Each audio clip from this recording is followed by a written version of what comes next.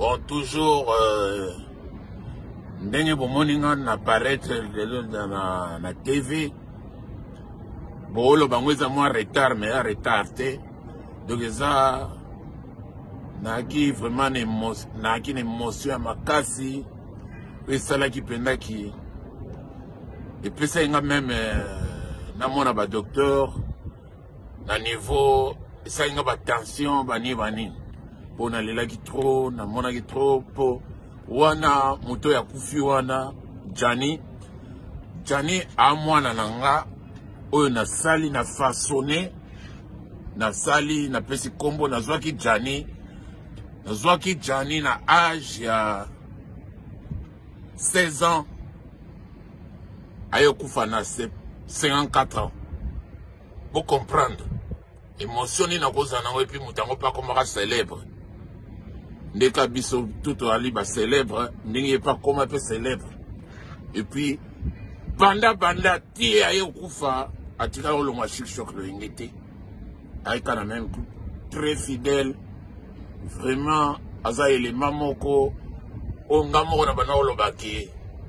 De un jour na ko décorer na cadre Chic le ngete. Mais hélas, Nzambe a zappé dans le programme na ndenge na ye. Donc, Jani Versas, personnel, na zwaka na kombo ya Lola, kombo na ya Palais, Modero, Mozart, Modero, aye, na 16 ans aye mouvement. Abi petit yo fosa nanga salakawa boye. Ti tubundani ti na yo pesa ye kombo ya Lola. Alongwe Modero akomi Lola. Na Lola wana deux autres se séparés na bana mai ba de fait mangba undengi wana Maître Pai. Deux autres kabona ba Maître Pai, ba Mulex ba kenena ba Maître Pai.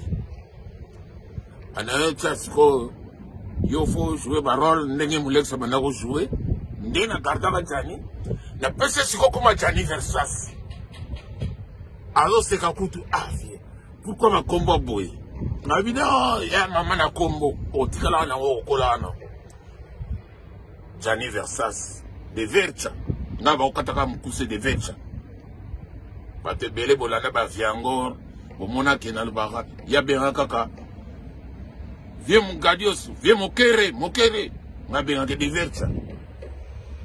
Parce que, tu y a un secret, na negi ngai pena, ngai na spiaki na bulga ya kubimila ka na espère beaucoup, ya papa Wemba. Na menambe ya bali tutu na nga ba charisme na nga ya vieux beaucoup. Donc, l'air papa Wemba, papa Wemba, nga na che vieux Ngadios, donc vieux. Si batu soupe batikala babe nga vie pour na ki vie Ngadios pour papa Wemba nga vie Ngadios papa Wemba yeko koma kuru yaka nga na yeko koma Mokere kuru idolosi nanga nasali lango bongo ti lelo ar nanga yango mona ki Ngadia Ngadios le grand Mokere kuru le grand Mokere Sengenzi. Oh l'ignoka temengala fils de M. Imbécile de madame Couillon, le neveu de M. Maniac. C'est Ngadia Ngadios.